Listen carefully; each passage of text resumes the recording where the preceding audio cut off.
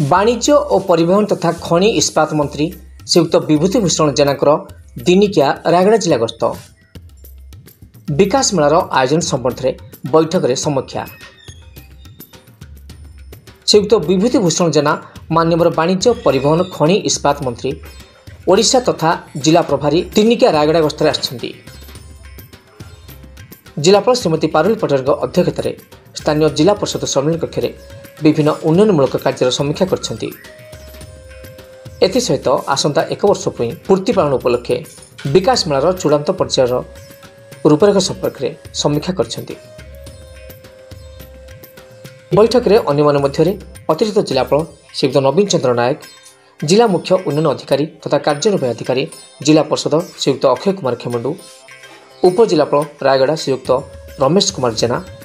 प्रकल्प प्रशासक सम्मानित आदिवासी उन्नयन संस्था गुणपुर श्रीयुक्त अजय कुमार प्रधान एवं अन्य वरिष्ठ अधिकारी जिलास्तरीय अधिकारी माने योगदान देते।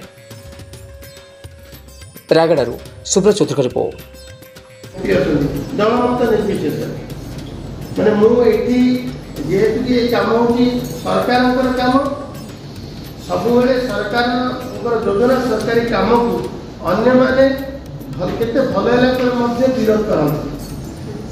खाली खाली रे छिटा पकाने 100 टका देवाई 100 धान सहायक मूल्य 100 टका कौन 100 पैसा भी दे रत्न भंडार कथा 12 तारीख दिन ही आसला एवं कर्पस फंड 200 कोटी 500 कोटी टका जगन्नाथ मंदिर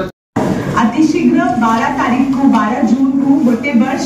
पूर्ण करुछंती। ये अवसर रे हमरो राज्य सरकार तरफ विभिन्न पदक्षेप निया नेछि। सेथिपाई हमरो प्रभारी मंत्री हिसाब रे माननीय मंत्री सर आम जिला को आसिके हमरो विभिन्न विभाग रो जो समीक्षा आज करिवे तापाई मु सर को आम जिला रे स्वागत जनाउची। सर आम सब विभिन्न लाइन डिपार्टमेंट्स रो ऑफिसर्स माने एठी अछंती एवं आपणकर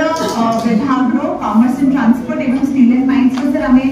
आग्रह करि देबा रिव्यू तापर सर हमरो 12 तारीख रो 18 तारीख जाए जो हमरो कार्यक्रम रहिबो विकास मेला रो एवं हमरो 6 तारीख रो 15 तारीख जाए जो हमरो विकास वाहन जो प्रति गांव प्रति पंचायत को भूलिबो 11 गोटी तापर सर हमरो अन्य विभाग रो सर हमें समीक्षा आरंभ करबा। सेवा सुशासन गरीब कल्याण 11 वर्ष पूर्ति एवं वर्ष एक उपलब्धि अनेक ओडिशा सरकार वर्ष पूर्ति हम ये अवसर में जिते उपलब्ध सुभद्रा टू आरंभ करी क्विंटाल पिछा 3100 टंका चारिद्वार खोलवा आरंभ कर रत्न भंडार पर्यंत आयुष्मान भारत को आरंभ करी ओबीसी को रिजर्वेशन एभलिया अनेक जुगान्तकारी पदक्षेप जहाँ 5 वर्ष हवा कथा आम सबू बिंदु को आम छुई सारी जो कथा प्रतिश्रुति दिया जो कथा कही कथा दे कथा रखिले सरकार ए भलिया जनमानस पूरा सब गुंजरण होउची।